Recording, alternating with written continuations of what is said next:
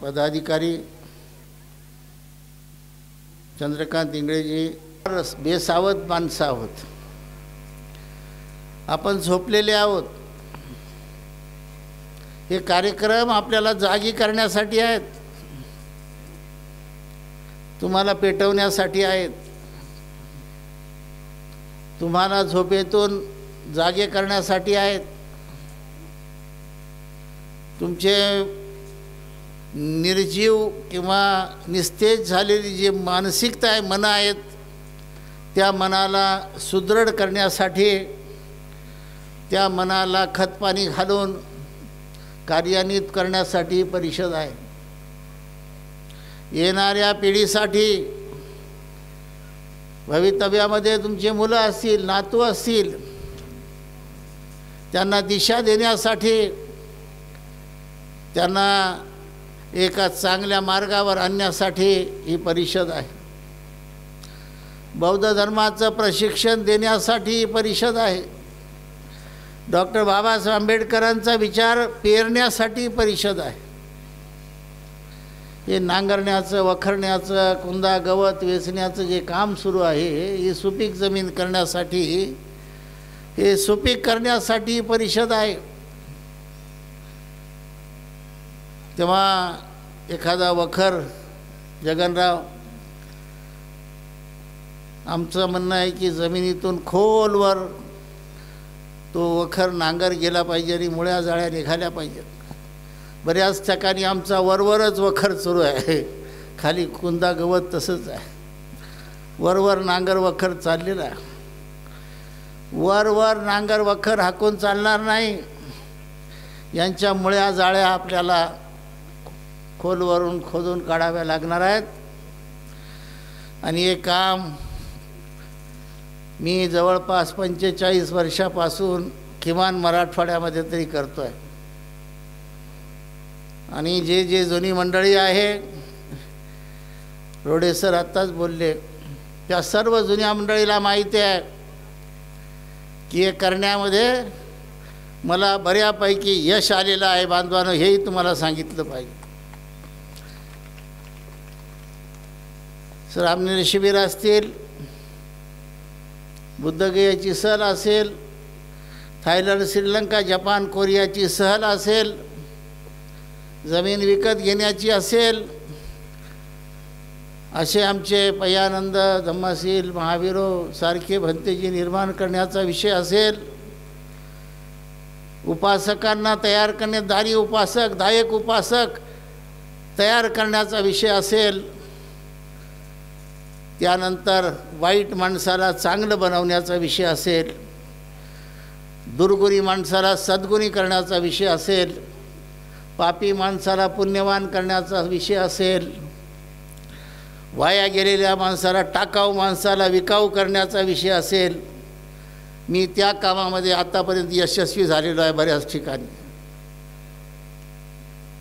तुम्हाला सांगितलं पाहिजे, सांगली जिल्ह्यामध्ये जत नावाचा छोटासा तालुका, गुगवाड नावाचं गाव आहे, कर्नाटक आणि महाराष्ट्राच्या बॉर्डरला. बागमारे सर, आमचे CR सांगलीकर एक उद्योजक आहेत, फार मोठे उद्योगपती आहेत, आणि काही 1000 एकर जमीन त्यांच्याकडे.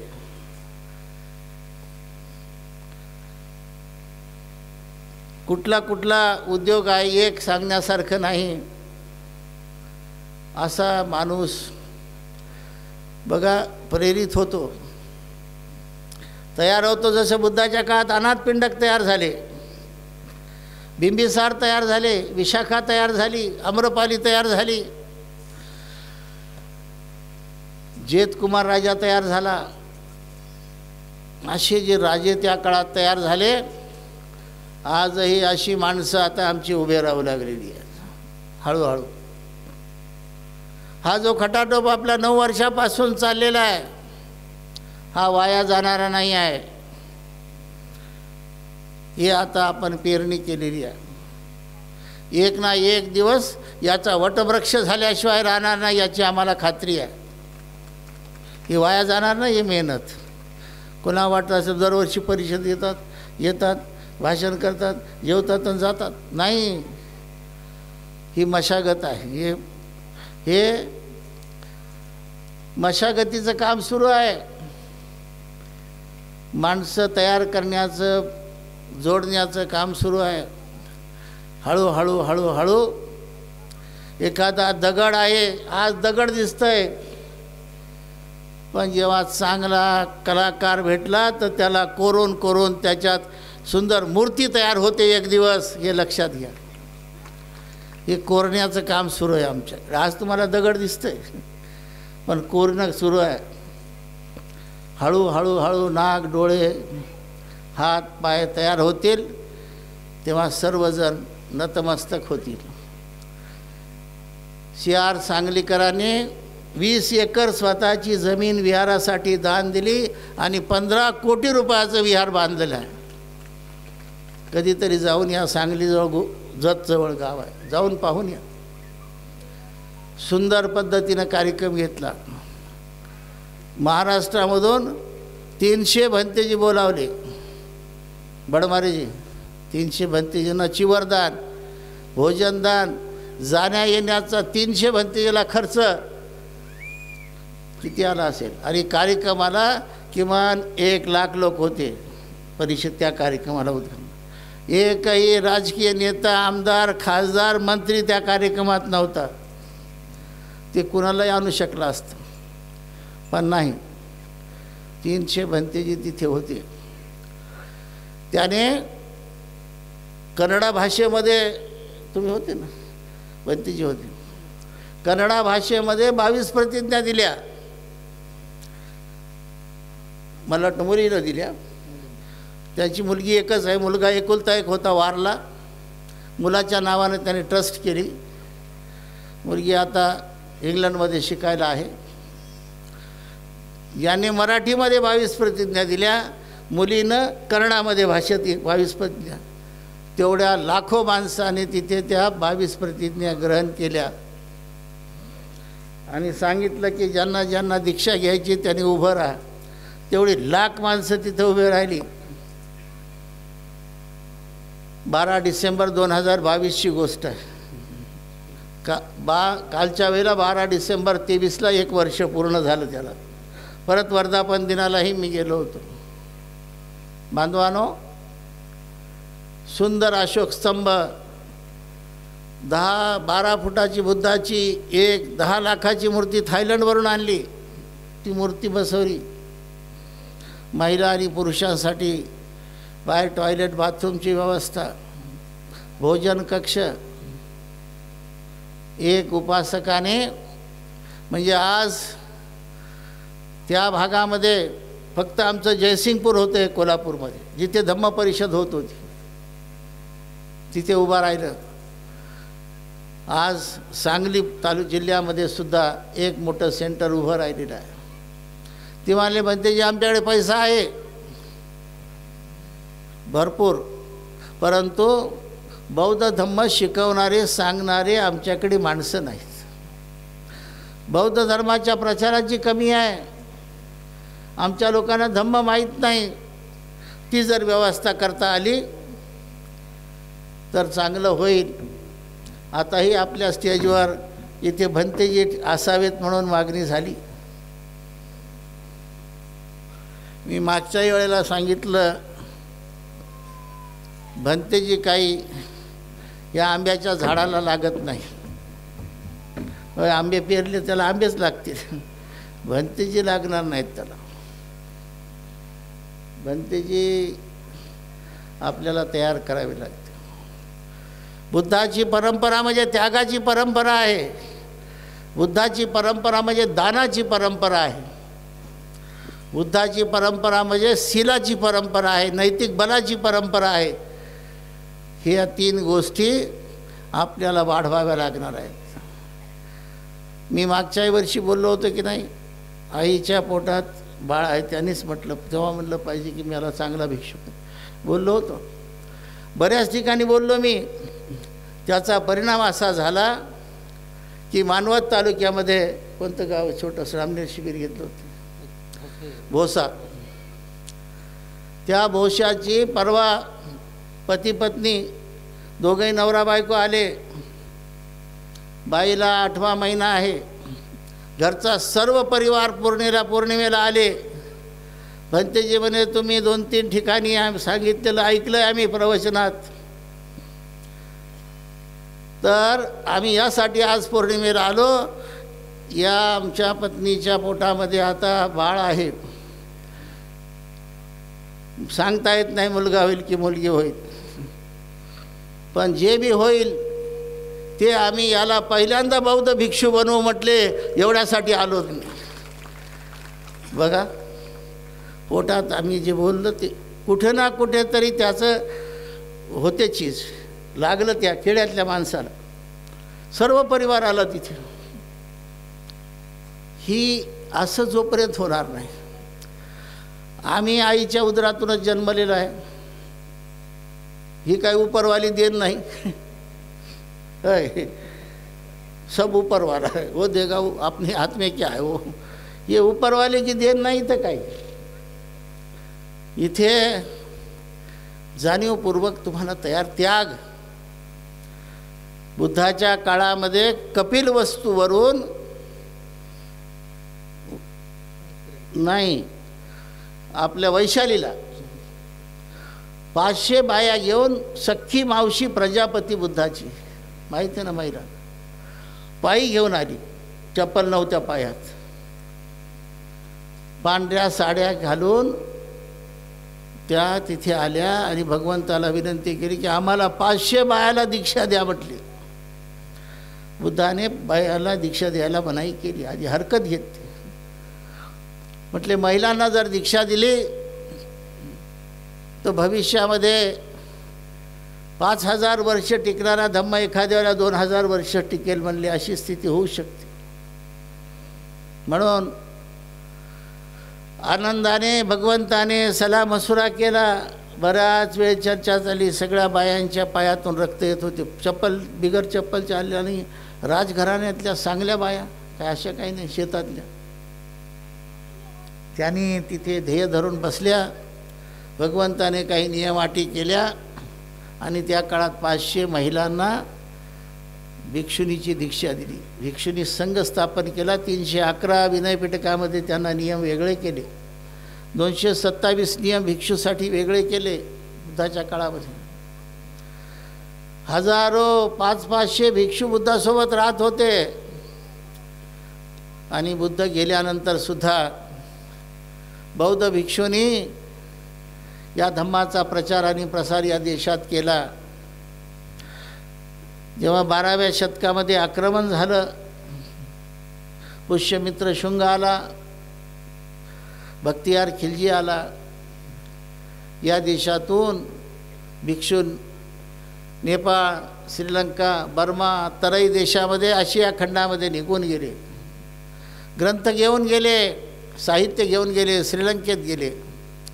आणि त्या देशातसुद्धा धम्माचा प्रचार आणि प्रसार बौद्ध भिक्षूंनी केला.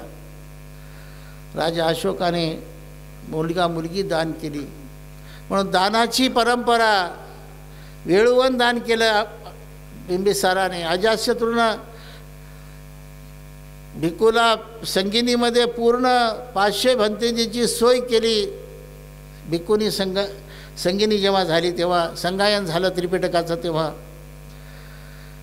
आम्रपालीनं आंब्याचं वन पूर्णच्या पूर्ण दान केलं. जेतकुमारनं सोन्याच्या मोहरा हातरून जेतवन दान केलं. त्यागी लोक झाले, दानी लोक झाले, चारित्र्यवान लोक झाले. म्हणून धम्म टिकला आणि वाढला. आज याची गरज आहे. त्याग करणाऱ्यांची गरज आहे. दान देणाऱ्यांची गरज आहे. खरं म्हणजे जगात दानपेटी इथे पाहिजे होती. सर म्हटल्यासारखे विहारामध्ये जाऊन कोणी नाही टाकत. तेव्हा मी मागच्या वेळेला आमच्या देगाव फाटा छोटं गाव आहे, तिथे 5.5 एकर जमीन आहे आपली सेलू तालुक्यामध्ये. उद्या 24 तारखेला तिथे धम्म परिषद आहे. मागच्या वर्षी मी थोडा प्रयोग केला. अशी दानपेट्या छोट्या तयार केल्या 2-3. चंद्रशेखरजी आणि आमच्या छोट्या बंतीला म्हटलं इकडं पुरुष मंडळीमध्ये महिलामध्ये फिरायचं आणि त्यांच्यासमोर जायचं.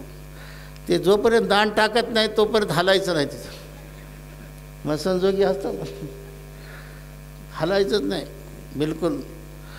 ते 5 रुपये टाकू दे, 2 रुपये, 1 रुपया टाकू दे, काय किती टाकतात तर कोणी पाहत नाही. दान आहे ना ते, 10 रुपये टाक. तर तसा प्रयोग आम्ही केला. दान मागणाऱ्याला ट्रेनिंग दिली, दान देणाऱ्यालाही ट्रेनिंग दिली, दोघांनाही ट्रेनिंग दिली. बघा, एक अर्ध्या तासामध्ये दानपेटीमध्ये 50,000 रुपयाचं दान मिळालं आम्हाला. प्रॅक्टिकल केलं मी मागच्या वेळेला तिथं. हे आम्ही प्रॅक्टिकल आहोत, थेरी नाही आमच्याकडे. आम्ही प्रॅक्टिकल काम करतो. म्हणून याचा सगळ्यांचा मिळून दानाचा प्रभाव खूप आहे. जगनराव, अनंतराव कुठं आहे? ये रे, काही घाबरायचं कारण नाही. या कामाला, परिषदेला, प्रकल्पाला भविष्यात कधीच पैसे कमी पडणार नाहीत याची तुम्हाला खात्री देतो. काय भ्यायचं कारण नाही. पैसा खूप मिळतं आहे, पैशाची कमी पडणार नाही. माझा प्रॅक्टिकल अनुभव आहे. जेवढ्या आम्ही परिषदा घेतो महाराष्ट्रामध्ये, आमच्याकडे पैसे शिल्लक राहतात, आम्हाला पैसे कमी पडत नाहीत, असा अनुभव आहे. शिल्लक असतात आमच्याकडे. पूर्णा असो, दाभड असो, नांदेड असो, लातूर असो, बीड, अजिंठा असो. अजिंठ्याला तर मी बाहेर देशाची भंतीची बोलावतो. 2 लाख 3 लाख फ्लाईटचा खर्च असते मला. तुमच्या सगळ्या आजच्या परिषदेचा खर्च एकाच भंतीला द्यावा लागते मला.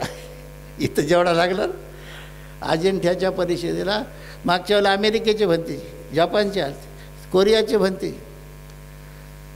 बाहेरून आम्ही धाडस करतो आणि उपासक लोक मदत करतात. लोकां मदत करतात याच्यावर माझा विश्वास आहे. त्या दिवशी लातूरून येताना मी अनंतरावकडे, चंद्रशेखर, आम्ही बसलो दोघंजणं. म्हटलं घ्या परिषद. जगनराव मुंबईला होते. घ्यायची परिषद, काही कमाव पडत नाही. आणि 8 दिवस 4 दिवस मला निरोप द्या की कमी पडू लागलं, मी येतो. फक्त 8 दिवस मला सांगा की कमी पडतं, मी येतो. कसे दान पैसे ज्यावेळी लोक देतात याचा अनुभव. तेव्हा आता कधी काळ होता 25, 30, 40 वर्षापूर्वी गरीब समाज होता आमचा. घरं नव्हती राहायला, कपडे बरोबर नव्हते, शिक्षण नव्हतं, पगारी नव्हत्या. आज मात्र बऱ्यापैकी भाकर आमचा माणूस खातोय. म्हणून ही बुद्धाची आदर्श परंपरा, शिक्षणाची परंपरा.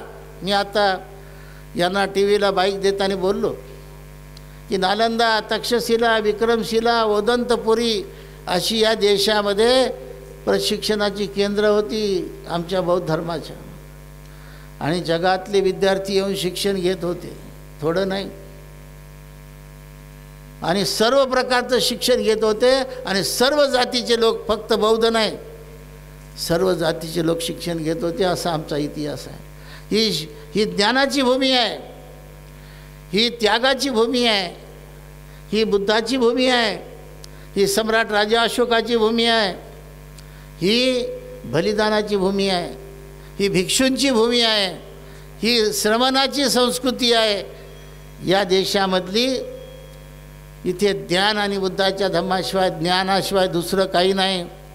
लोकांना नादी लावण्याचं, गुंगवण्याचं काम नाही इथे. तेव्हा काही काळजी करण्याचं कारण नाही. कुणी राम मंदिर बांधो, कुणी आणखी मस्जिद बांधो, आपला काही विषय नाही. एक मात्र ज्या दिवशी या देशात आर्कॉलॉजी डिपार्टमेंटचे अधिकारी जर प्रामाणिकपणे इमानदारीनं काम करतील, संशोधन करतील, तर बालाजीपासून, पंढरपूरपासून, औंढा नागनाथच्या मंदिरापासून, तुमच्या वैजनाथापासून, तुळजापूरच्या मंदिरापासून सगळे विहार हे बौद्ध होते हे सिद्ध होणार आहे. एखाद्या दिवशी प्रामाणिक होईल ना, आजच्या उद्या. सत्य काय, किती झाकून ठेवलं तर काय होतं, उघडं पडलंच ना. किती झाकून ठेवता, एक झाकायला गेलं की दुसरं उघडं पडतं. किती झाकून झाकून काय झाकणार. जेवढी मंदिरं आहेत तिथे हेमाडपंथी ज्याला म्हणतात ना, ती सर्व बुद्ध विहारं होती, हे सिद्ध होणार आहे. आणि हा बुद्धाचा देश होता, ही बुद्धाची भूमी होती. हजारो भिक्षू इथं होते. त्या अयोध्येला आमची साकेत नगरी होती बुद्धाच्या काळामध्ये. आणि साकेत नगरी ही इतिहासामध्ये आहे. तिथे हजारो भिक्षू होते. त्या हजारो भिक्षूच्या कत्तली करून त्या नदीमध्ये टाकल्या. त्या नदीचं नाव काय, अयोध्याच्या माहीत आहे ना तुम्हाला, सरयू. सरयू नदी, तिला कुवारी म्हणतात. सगळ्या भारतातल्या नद्याचं पाणी नेतात, त्या सरयूचं पाणी नेत नाही, वाळून येतात. का तर म्हणे ती कुमारी आहे. या बाकीच्या सगळ्या विवाहित आहेत, याचे लग्न झालेले आहेत. गंगा, यमुना, सरस्वती, कावेरी ज्या काय असतील, गोदावरी.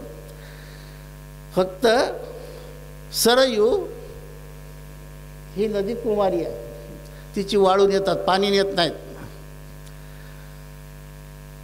सरयू नाव का पडलं हे मात्र ते सांगू शकत नाहीत. आमच्या इतिहासामध्ये ते आहे. हजारो भिक्षूचे कत्तली करून सीर, डोके आहेत ना सीर, त्या नदीमध्ये सोडून दिले होते. तेव्हापासून त्याला सरयू म्हणतात. असा इतिहास आहे, वेगळा मोठा इतिहास आहे. त्या जर साकेतबद्दलच जर बोलायचं तर तुम्हाला भरपूर त्याबद्दल वेगळं सांगता येईल. मी हे सांगत होतो की आमची ही बुद्धाची भूमी ही ज्ञानाची भूमी होती, बलिदानाची, त्यागाची भूमी आहे, शिक्षणाची भूमी आहे. बौद्ध या आमच्या श्रमणाची भूमी आहे. इथे दुसरं काही नव्हतं या देशामध्ये. म्हणून बाबासाहेब आंबेडकरांनी चांगल्या पद्धतीनं अभ्यास केला आहे. विचारपूर्वक अभ्यास करून या धम्माचा स्वीकार केलेला आहे. बांधवानो, आज नाही कळायचं तुम्हाला, उद्या कळेल, हळूहळू कळेल, काही दिवसानं कळेल, तुम्ही मेल्यावर कळेल, पण कळेल काही दिवसांनी, काही पिढ्यानं कळेल. बाबासाहेब आंबेडकरांनी जे धोरणात्मक निर्णय घेतलेला आहे बुद्ध धम्म स्वीकारण्याचा, तो वाया जाणार नाही, तो यशस्वी होईल. या दृष्टीनं आपण काम करत आहोत. तेव्हा तुमचे मुलं, मी नेहमी सांगितलं, चांगली मुलं आमच्याकडे द्या. आम्ही थायलंडला, श्रीलंकेला प्रशिक्षणाला पाठवतो. मला चंद्रशेखरजी म्हणाले, आमचा एक छोटा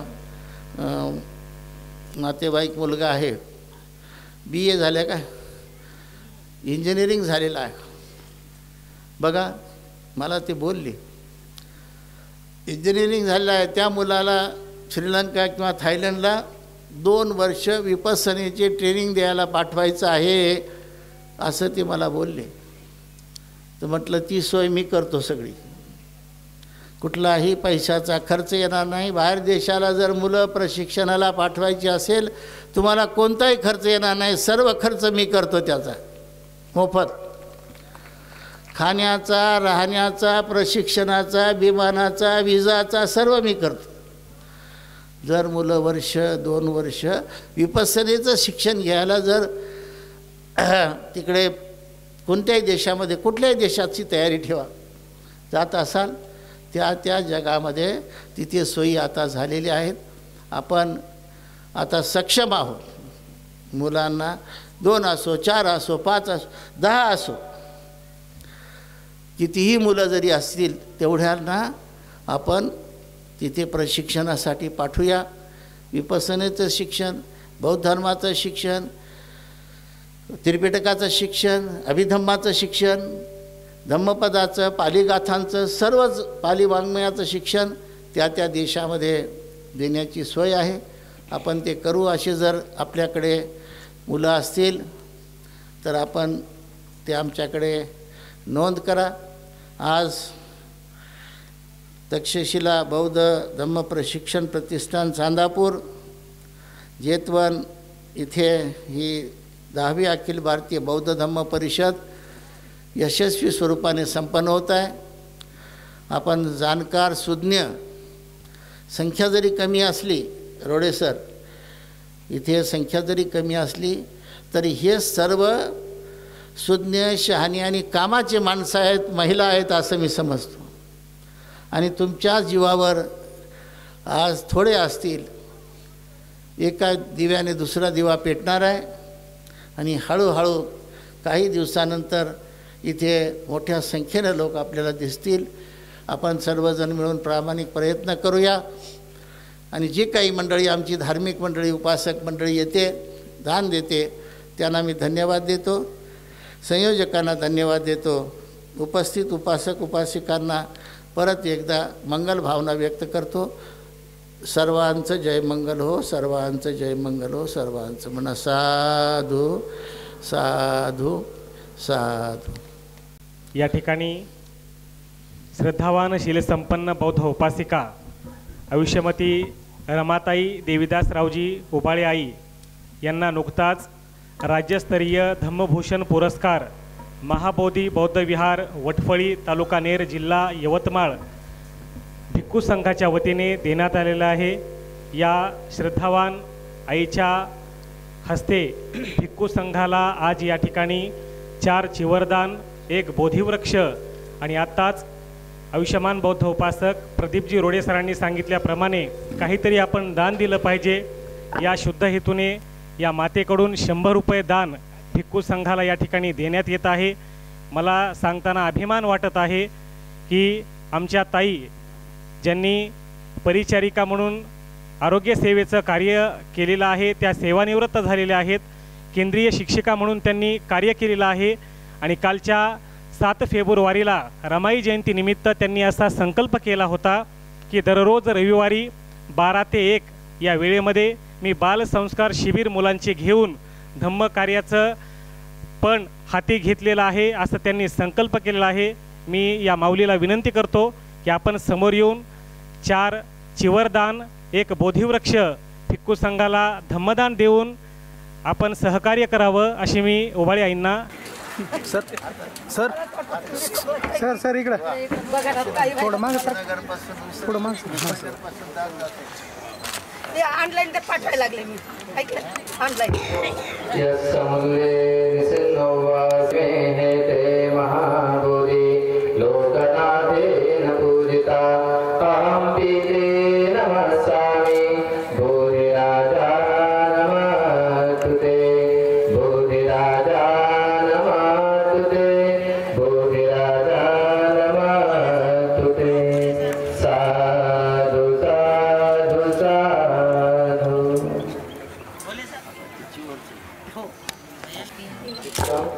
शिवरं परिखारं दानं देवं पूजेमं द्वितीयम्पे तृतीयम्पे इमं भिक्खं चिवरं दानं देवं पूजेमं इदं मे पुण्यम् आसवक्षयं वहं भवतु निब्बाणस्य कच्चय भवतु सर्वदुःखा प्रमुच्यतु. साधु साधु साधु.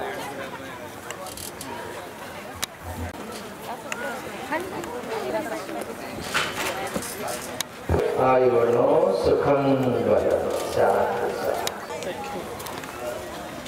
हो हो हो, उद्या येतो तुमच्याकडे. म्हणून दाखवणारे धम्मशी बनते आणि विनंती करतो की आपण नमो तस्स पाया सुखो बुद्धानुपादो सुखा सद्धम्मदेशना सुखा संघ सामगे समगान तपो सुको येतेन सच्चवज्जेन सुथिते होन्तु सर्वदा एतेन सच्चवज्जेन सब दुःखा सब भया सब रोगा विनाशतु एतेन सच्चवज्जेन होतु ते जयमङ्गला एतेन सच्चवज्जेन पातु ते रतनतया।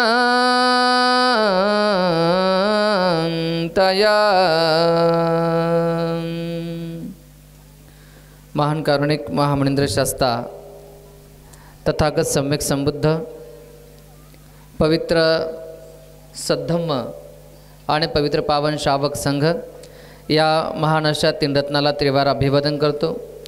बोधिसत्व विश्वरत्न डॉक्टर बाबासाहेब आंबेडकरांनी केलेल्या सद्धम्माच्या क्रांतीमध्ये आपलं संपूर्ण जीवन मी समर्पित करतो। वंदनीय गुरुवर्य डॉक्टर भदंत उपगुप्तजी महास्थवीर यांच्याही प्रति त्रिवार अभिवादन।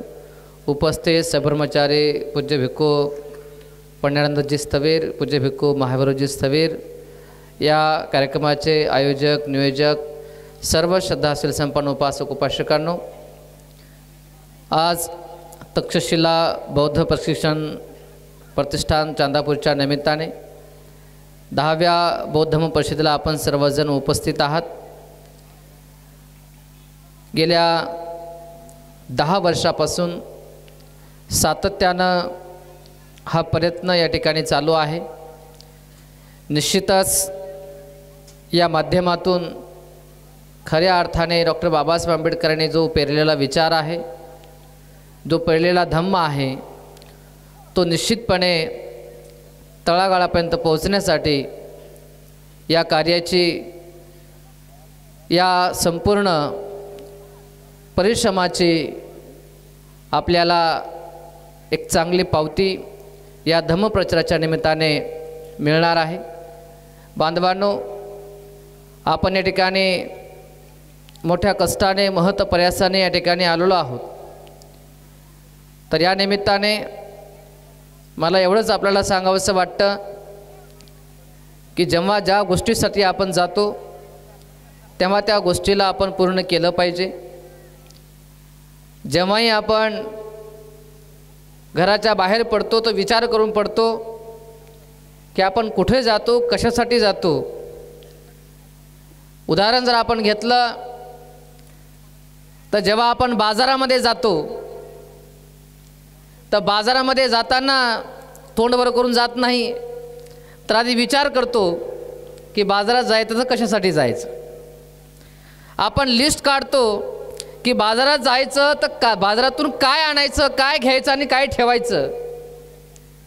मग आपण लिस्ट करतो की मिरची आणायची, कोथिंबीर आणायची, टमाटे आणायचे, कांदे आणायचे, बटाटे आणायचे, आणखी जे काही आहे ते, त्याला किती पैसे लागतील हे आपण विचार करतो।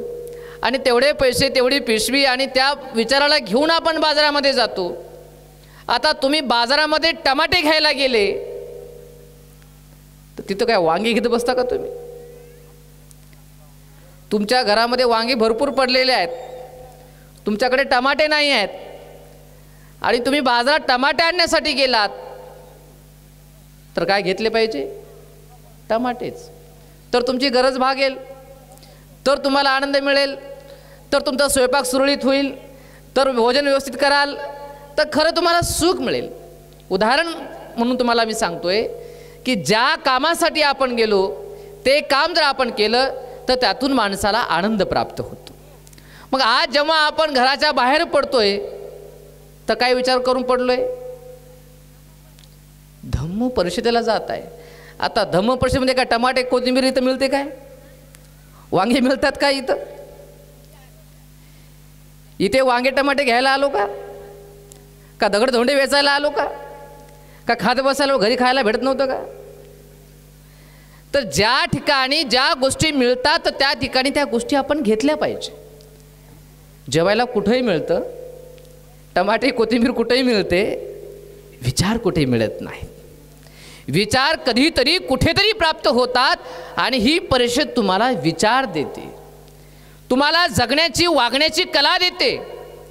तुम्ही कसं जगावं आणि कसं वागावं, तुमचं काय कर्तव्य, तुम्हाला तुमच्या स्वतःमध्ये झोकवण्याचं काम ही परिषद करते. हो, माणसाला माणसाची जाणीव करून ही परिषद देते. माणसामध्ये माणूसपण निर्माण करण्याचं काम ही परिषद करते. तर तेव्हा ज्या कामासाठी आपण या ठिकाणी आलो आहोत ते काम आपण फत्ते केलं पाहिजे आणि तसा संकल्प करून आपण घराच्या बाहेर पडलं पाहिजे. नाही तर गेलो धम्म परिषदेला, म्हणतात ना, काही हौशे, काही गौशे, काही नवशे, काही खाऊशे, काही हिंडोशे फिरोशे असे असतात ना. काही हिंडायला आलेले असतात, काही फिरायला आलेले असतात, काही बघायला आलेले असतात, काही हौशीनं आलेले असतात, काही नवसानं आलेले असतात. दरवर्षी नवस असल्यासारखा दरवर्षी चांदापूरला जायचं आहे का नाही. म्हणजे काही हौसेनं काही नवसानं पण आलेले असतात, तर काही जण मौज मजा करायला पण आलेले असतात. तर आपण जर खरे बौद्ध उपासक असतील तर या कुठल्याही याच्यामध्ये न बसता आपण खऱ्या अर्थाने धम्म विचार घेण्यासाठी, धम्माची प्रेरणा घेण्यासाठी आपण निश्चितपणे मनाला ठासून आपण यापुढेही आलं पाहिजे आणि इथे ज्या कामासाठी आपण आलो ते काम आपण केलं पाहिजे. माझ्या माऊल्यांनो, बांधवांनो, पहा, भोजन तुम्हाला 4 घंटे नाही केलं, गप्पा 4 घंटे नाही मारल्या, इकडं तिकडे 4 घंटे नाही फिरलं तर मरत नाही किंवा काही बिघडत नाही. परंतु आता जर 2 तास झाले, 5-5:30 वाजले, तर त्याच्यानंतर कधी भंतेजी भेटतील आणि कधी तुम्हाला धम्मदेशना मिळेल. तुमच्या गावाला आता या परिसरामध्ये भिक्षू नाही आहे. कधीतरी एखाद्या वेळेस एखादे मंत्री आपल्याकडे येतात, कधीतरी कुठेतरी. तर या निमित्ताने आम्हाला सातत्याने हा विचार घेण्यासाठी आम्हाला ही संधी या ठिकाणी प्राप्त झालेली आहे. म्हणून आपण इकडे तिकडे न दवडता, नको त्या गोष्टीकडे आपण डोकं न घालता जरा या विचाराकडे आपण लक्ष दिलं पाहिजे. असो, हा एक वेगळा विषय. बांधवांनो, तथागत भगवान बुद्ध म्हणतात की या देशामध्ये 2 प्रकारचे माणसं तुम्हाला भेटणं फार दुर्लभ आहे. अनेक प्रकारचे माणसं तुम्हाला मिळतील, पण या 2 प्रकारचे माणसं तुम्हाला मिळणं कठीण आहे. अशी माणसं कदाचित क्वचित कुठेतरी असतात. त्यापैकी पहिला व्यक्ती म्हणजे बुद्ध म्हणतात की आज हे सगळं स्वार्थी जग आहे, कपटी जग आहे आणि अशा स्वार्थी जगामध्ये, अशा लोभी जगामध्ये, अशा अहंकारी जगामध्ये परोपकार करणाऱ्या लोकांची संख्या फार कमी आहे. परोपकार करणाऱ्या लोकांची संख्या फार कमी आहे. आपलं सुख बाजूला ठेवून, आपली शांती आणि आपलं समाधान बाजूला ठेवून लोक कल्याणाची भावना मनामध्ये बाळगणारे लोक मंगलाची भावना मनामध्ये बाळगणारे लोक या जगामध्ये मिळणं दुर्लभ आहे म्हणतात. बांधवांनो, असे लोक कधी कधी या जगात निर्माण होतात. मी अनेक वेळा चिंतन केलं, भगवंताच्या काळापासून मी या गोष्टीचं चिंतन केलं. बघा, सिद्धार्थ गौतमाचं जर उदाहरण आपण घेतलं, काय कमी होते सिद्धार्थ गौतमाला? काय कमी होतं की ज्यामुळे सिद्धार्थ गौतमाला घरदार सोडावं लागलं? पैसा नव्हता, धन दौलत नव्हती, का पदप्रतिष्ठा नव्हती, का मायबाप नव्हते, का सुख नव्हतं, का शांती समाधान नव्हतं. परंतु युद्ध होऊ नये, लोकांचं कल्याण व्हावं, लोक सुखाने आणि शांतीने जगावे, लोकांचं कल्याण व्हावं, लोक कल्याणाची भावना तथागत भगवान बुद्धांनी आपल्या मनामध्ये निर्माण केली आणि लोकांच्या कल्याणासाठी तथागत भगवान बुद्धाने घरदार सोडलं. आणि 45 वर्षापर्यंत आपला जो विचार आहे तो सामान्य लोकांपर्यंत पोहोचवला. आज आपल्याकडे येण्यासाठी बघा इतकी चांगली सुंदर व्यवस्था आहे. त्या काळाचं गरुडकट पर्वत किंवा अनेक विहार आपण जे पाहतो, भयान भंडार असे जंगल, कसे बुद्ध लोकांपर्यंत गेले असतील. आज तुम्हाला आणायला वाहन पाठवावं लागतात, ट्रकच्या ट्रक, अर्धा खर्च तिकडंच जातो. त्या काळामध्ये कुठल्याही प्रकारची व्यवस्था नसताना हजारो लोक भगवंताची धम्मदेशना ऐकण्यासाठी यायचे. जिथे संधी मिळेल तिथे लोक जायचे. 45 वर्षापर्यंत आपल्या धम्माचा प्रचार आणि प्रसार तथागत भगवान बुद्धाने केला. हा प्रचार आणि प्रसार करताना फक्त लोक कल्याणाची भावना तथागत भगवान बुद्धाच्या मनामध्ये होती की लोकांचं कल्याण व्हावं. त्यांचं स्वतःचं कल्याण तर झालं होतं, ते जीवनमुक्त झाले होते, ते अनंत झाले होते, बुद्ध झाले होते, सम्यक संबुद्ध झाले होते. परंतु ज्या पद्धतीने माझं जीवन बदललं, ज्या पद्धतीने मला मार्ग मिळाला, ज्या पद्धतीने मला मुक्ती मिळाली, ती मुक्ती सुद्धा माझ्या सामान्य लोकांना मिळावी. जे सुख मला मिळालं ते सुख माझ्या सामान्य लोकांना मिळावं. ही लोक या जखड बंधनातून बाहेर यावी, जन्म मृत्यूच्या जखड्यातून ही लोक बाहेर यावी. म्हणून तुमच्या लोक कल्याणाचा भाव तथागत भगवान बुद्धाने मनामध्ये ठेवून 45 वर्षापर्यंत आपल्या धम्माचा प्रचार आणि प्रसार त्या ठिकाणी केला. 6 वर्ष खडतर तपश्चर्या करून सम्यक संबुद्धत्वाला त्यांनी प्राप्त केलं. ऐशो आरामामध्ये राहणारा हा व्यक्ती राणा वना जंगलामध्ये अनवाणी पायणी राहिला. सोन्याच्या पात्रामध्ये अन्न खाणारा हा व्यक्ती खापरामध्ये भिक्षा मागत राहिला. भिक्षांनावर जीवन जगला, कणाकणावर तो जगला. अलंकाराने युक्त असे हे वस्त्र घालणारा हा व्यक्ती काशाई वस्त्रामध्ये, फाटक्या चिंध्यामध्ये उघड्यावर त्या ठिकाणी राहिला. हा सारा त्याग, हे सारं समर्पण, हे सारं औदार्य लोक कल्याणाची भावना मनामध्ये त्यांनी ठेवलेली आहे. हा सद्गुण तथागत भगवान बुद्धातला आहे. त्या सद्गुणाला आम्ही धारण केलं पाहिजे. जर भगवान बुद्धाच्या जर आम्ही अलीकडे आलो तर राजा अशोकाने तीच परोपकाराची भावना या देशावरती दाखवली. जर राजा अशोकाकडे 100 रुपये असतील तर त्यापैकी 99 रुपये त्याने बौद्ध धर्माच्या प्रचार आणि प्रसारासाठी खर्ची घातले. केवळ पैसाच खर्च केला नाही तर स्वतःची मुलगी संघमित्रा आणि मुलगा महेंद्र या दोघांनाही त्यांनी बौद्ध भिक्षू केलं आणि बौद्ध धर्माच्या प्रचार आणि प्रसारासाठी श्रीलंकेला पाठवलं. तिथून संपूर्ण जगामध्ये आपल्या धर्माचा प्रचार आणि प्रसार राजा अशोकाच्या माध्यमातून झाला. मातीच्या कणाकणामध्ये राजा अशोकाच्या काळामध्ये बुद्ध पसरलाय. बुद्धाच्या काळामध्ये, राजा अशोकाच्या काळामध्ये बौद्ध धर्माला राजाशाही मिळाल्यामुळे हजारो बौद्ध भिक्षू ट्रेंड झाले. तळागाळापर्यंत बुद्ध धर्म पोहोचला.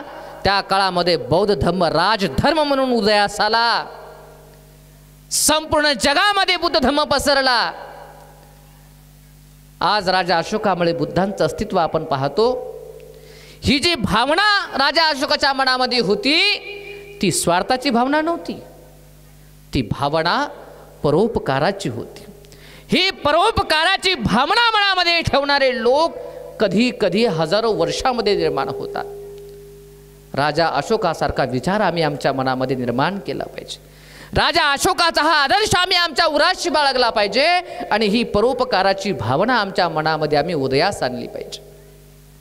जर राजा अशोकाच्या जर आम्ही अलीकडे आलो, अलीकडच्या 100-150 वर्षातली गोष्ट महात्मा ज्योतिबा फुले. या देशातून जातीयता नष्ट व्हावी, या देशातलं अज्ञान नष्ट व्हावं, या लोकातला जो अनाडीपणा आहे, अडाणीपणा आहे तो नष्ट व्हावा. माणसाने आपल्या बुद्धीचा विचार करावा, आपल्या बुद्धीचा विकास करावा, शोषणाविरुद्ध त्याने बंड पुकारावं, त्याने साक्षर व्हावं आणि खऱ्या अर्थाने मी माणूस आहे, माझ्यावर अन्याय होतो ही भावना या लोकांना निर्माण व्हावी आणि त्याच्यातून त्यांनी बंड करून उठावं. आणि म्हणून त्यांनी शिक्षणासाठी क्रांती केली. आणि यामध्ये सगळ्यात जास्त कुचंबना कोणाची होत असेल तर ती महिलांची कुचंबना होती. सगळ्यात जास्त अन्याय आणि सगळ्यात जास्त शोषण कुणाचं होत असेल तर ते महिलांचं होतं. म्हणून महिलांसाठी सगळ्यात मोठं काम महात्मा फुलेंनी केलं. पहिली शाळा महात्मा फुलेंनी काढली. शिक्षणाचं काम हातामध्ये घेतलं. स्त्रियांना शिकवतो म्हणून सर्व मनुवाद्याचं प्रेशर त्यांच्या कुटुंबावरती आलं आणि त्याच्या आधारावर त्याच्या वडिलांनी त्यांना घराच्या बाहेर हाकलून दिलं.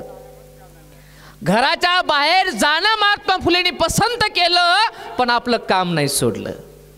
मुस्लिम बांधवाच्या त्याच्या मित्राच्या घरी जाऊन ते राहिले.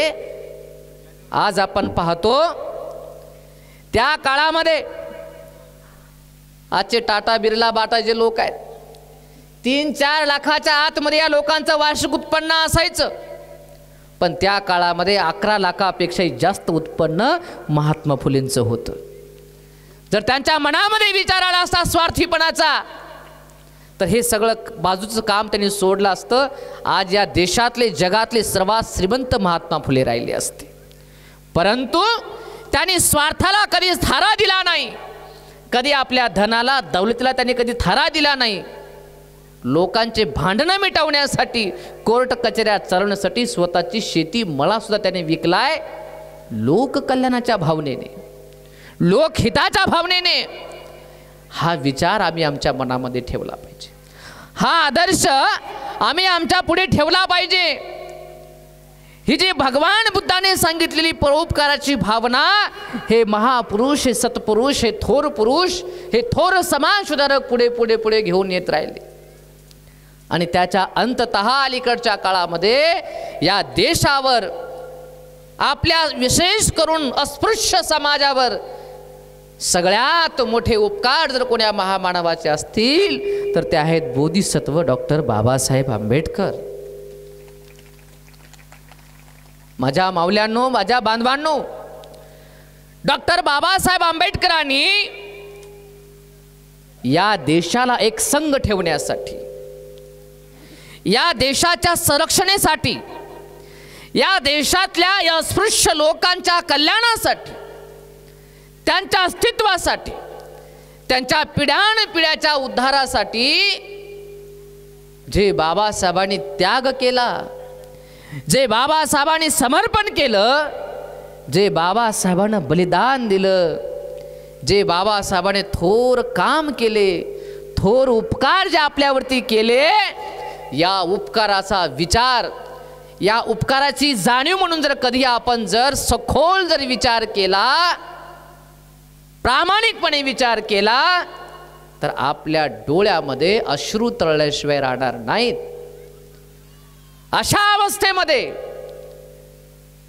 की स्वतःचा एक एक करत 4 मुलं मरण पावली, पत्नी मरण पावली, माय मेली, बाप मेले, नोकऱ्या गेल्या, सोडाव्या लागल्या, जागोजागी छळ झाला, अपमान झाला, पावाच्या तुकड्यावर, शिळ्या भाकरीवर राहावं लागलं. हे आपण सहन करतो का आज? ही दुःख आपल्या वाट्याला आहे का? अहो 2-2, 3-3 लेकरं जेव्हा मेली तेव्हा बाप त्या लेकराच्या मातीलाही नव्हता. एकट्या रमाईनं सगळं हे सोसलं. बरं, मुलं मेली, कशाने मेली, कोणत्या कारणाने मेली? आजकाल आपल्या लेकराचं का नाही, दारू पिऊन, ॲक्सिडेंट होऊन, मारामाऱ्या करून, खून खराबी करून बाबासाहेबांची लेकरं गेली, औषधा वाचून गेली, अन्न पाण्या वाचून गेली, रमाई मेली, अन्न पाण्या वाचून, खंगून खंगून, चिंता करून करून ती गेली. कुणासाठी? कुणासाठी वेळ आली ही? समाजासाठी, तुम्हा लोकांसाठी. ही जी परोपकाराची भावना बाबासाहेबांनी या देशावरती दाखवली ना, त्याचा विचार आम्ही केला पाहिजे, त्याचा सखोल चिंतन आम्ही केलं पाहिजे आणि ती परोपकाराची भावना आमच्या मनामध्ये आम्ही बाळगली पाहिजे. मावल्यानो, हा विचार तुम्ही केला पाहिजे. जेव्हा बाबासाहेबाचा राजरत्न मरण पावलाय, मोठं स्वप्न बाबासाहेबांनी रंगवलं होतं राजरत्नाच्या प्रती, मोठं स्वप्न रंगवलं होतं. परंतु त्या राजरत्नाचा अंत झाला। तेव्हा त्या राजरत्नाला गाडण्यासाठी, त्यांचा अंत्यविधी करण्यासाठी लोक बाबासाहेबाकडे आले आणि बाबासाहेबाला 4 रुपयाची मागणी केली। कशासाठी? तर साहेब, बाळाचा अंत्यविधी करायचा आहे, कफन आणायचं आहे, कफनासाठी पैसे द्या। तेव्हा बाबासाहेब आपल्या कोटाच्या खिशामध्ये जेव्हा हात घालतात, 1 रुपया सुद्धा बाबासाहेबाच्या खिशामध्ये नसतो।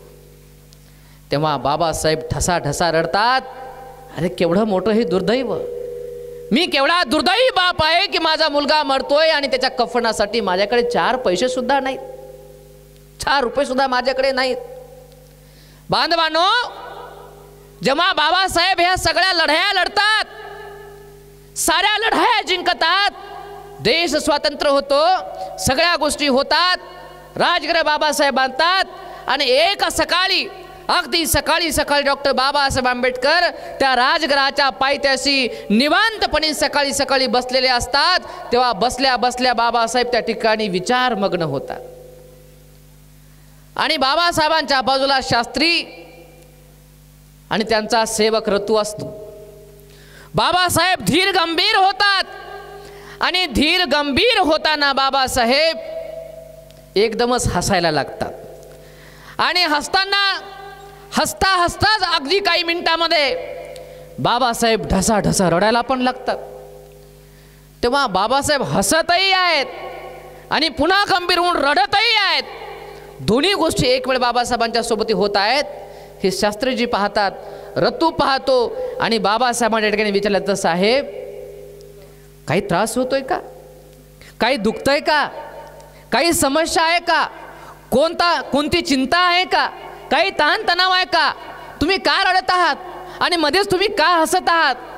असं जेव्हा शास्त्रीजींनी बाबासाहेबांना विचारलं, तेव्हा बाबासाहेब म्हणतात, शास्त्रीजी, मी यासाठी रडत आहे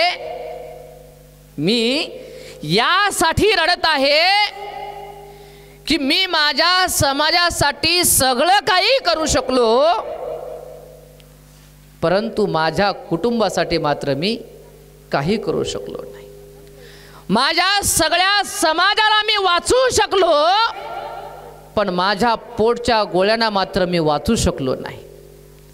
माझी 4 मुलं मेली, जीवनभर मला साथ देणारी माझी पत्नी गेली, मी त्यांच्यासाठी काही करू शकलो नाही, याचं दुःख आहे मला। याचं दुःख आहे की माझा मुलगा राजरत्न गेला, त्याच्या कफनसाठी माझ्याकडे 4 पैसे नव्हते, माझा रमेश मेला, माझा गंगाधर मेला, तर त्याला इंजेक्शन देण्यासाठी माझ्याकडे पैसे नव्हते, मी परदेशामध्ये असताना माझं बाळ गेलं तर माझी पत्नी त्याला वाचू शकली नाही, माई बाप असून मी माझ्या मुलाच्या अंत्यविधीला उपस्थित राहू शकलो नाही, याचं दुःख माझ्या मनाशी होते। मी समाजासाठी सगळं काही करू शकलो, पण माझ्या कुटुंबासाठी मी काहीच करू शकलो नाही, माझ्या लेकरा बाळाला मी जगू शकलो नाही, माझ्या लेकरा बाळाला मी वाचू शकलो नाही, याचं दुःख माझ्या मनाशी होतंय, याचं दुःख माझ्या मनाशी होतंय आणि म्हणून मला दुःख होतंय, अश्रू अनावर होतंय।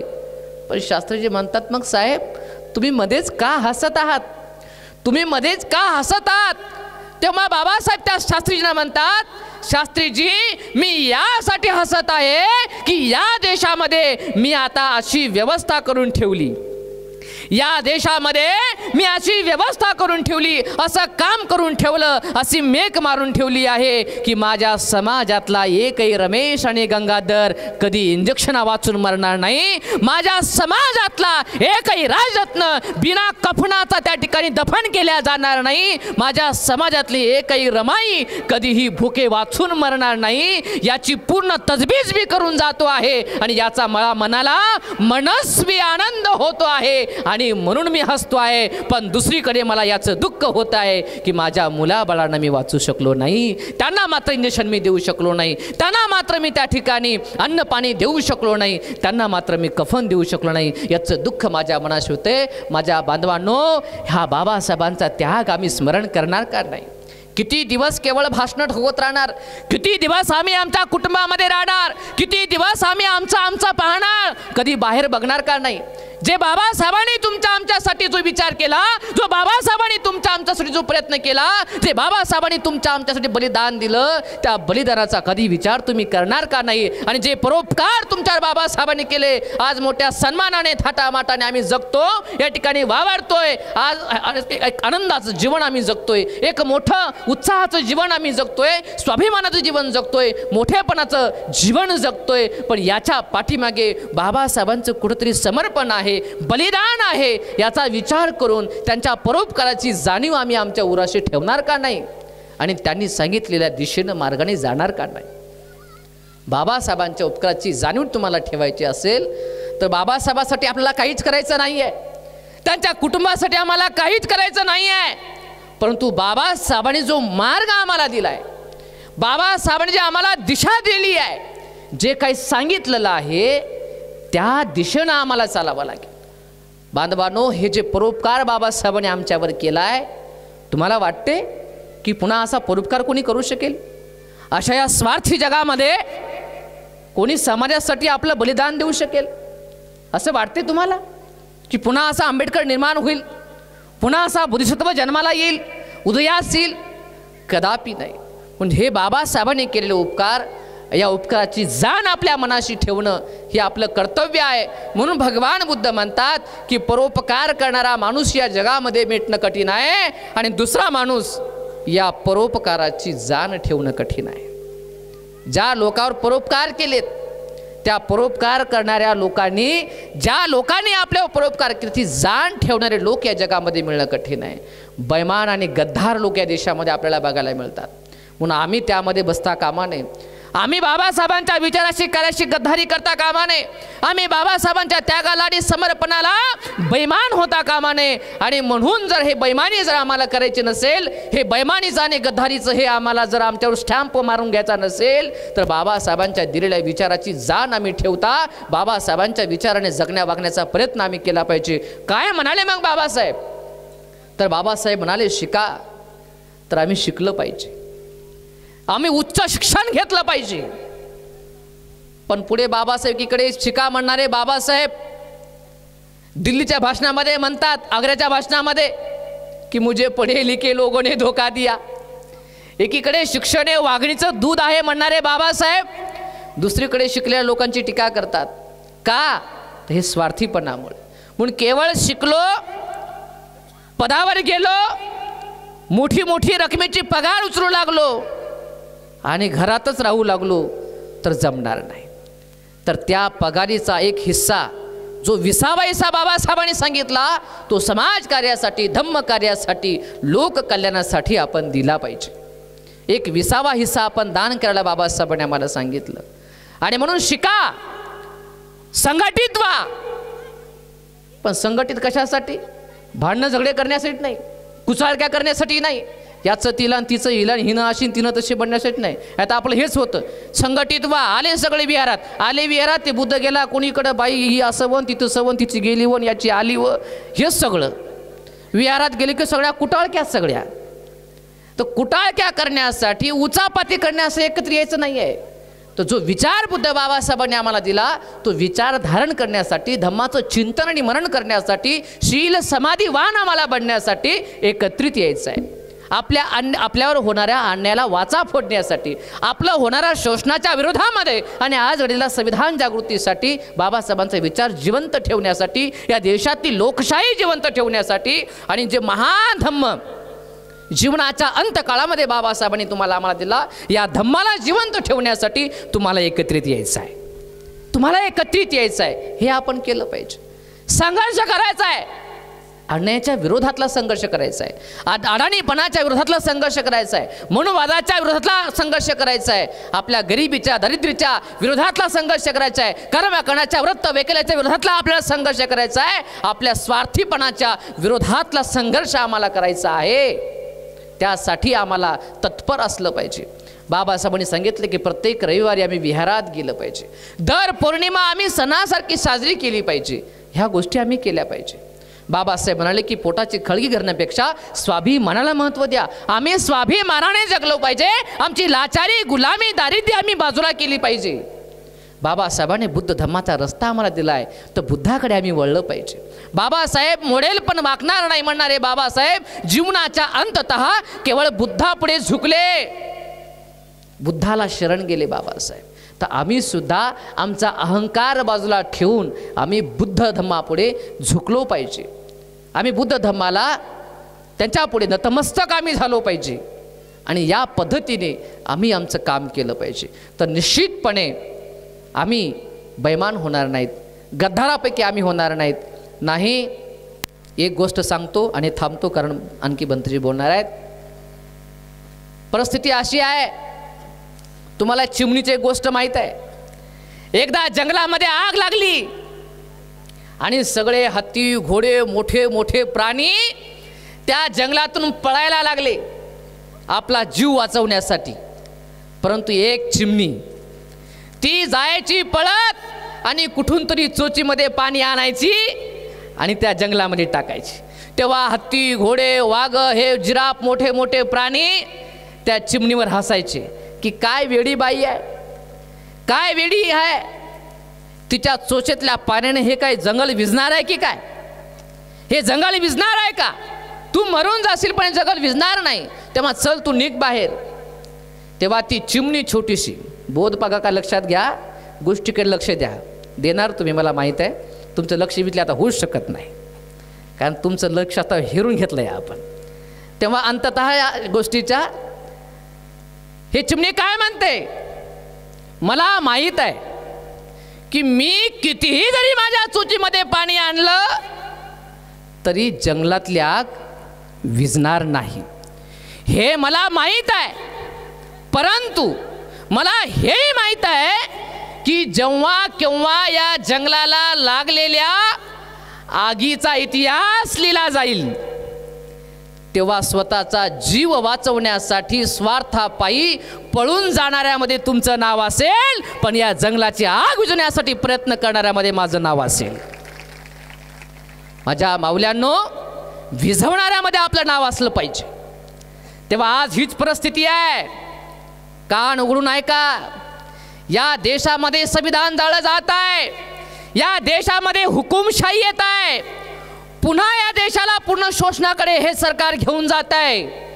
आणि या देशामध्ये थोर महात्मा पुरुषांनी आपल्या प्राणाचं बलिदान आणि आहुती देऊन या देशामध्ये लोकशाही निर्माण केली, या देशातला तळागाळातला माणूस वर काढला, या देशाचं संविधान लिहून या समाजाला एक संघ केलं, माणसा माणसातली दरी जी पडलेली होती ती संपवली, माणसात माणूस ज्या संविधानाने आणला त्या संविधानाला आज जाहीरपणे आग लावल्या जात आहे किंवा पद्धतशीरपणे त्या संविधानाला संपवलं जात आहे. आणि असं असताना सुद्धा स्वार्थापायी तुम्ही लोक तुमच्या घरात, नोकरीत, खाण्यात, पिण्यात, मोबाईलमध्ये, यूट्यूबमध्ये, इंस्टामध्ये आणि उरला सुरला वेळ नठापटा करण्यामध्ये, साज शृंगार करण्यामध्ये, उरला सुरला वेळ गार्डनमध्ये नाचण्यामध्ये तुम्ही घालू लागला आहात.